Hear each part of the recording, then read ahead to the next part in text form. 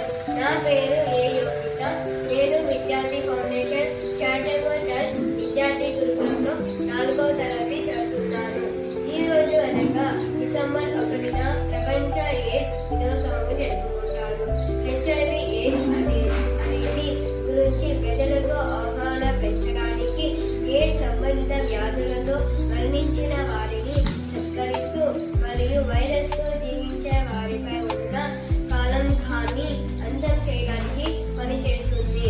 ప్రపంచం వ్యాప్తంగా AIDS, HIV నివారణ, చికిత్స మరియు సంరక్షణలో పురోగతిని ప్రోత్సహించడానికి ఇది ఒక అవకాశంగా ఉపయోగపడుతుంది.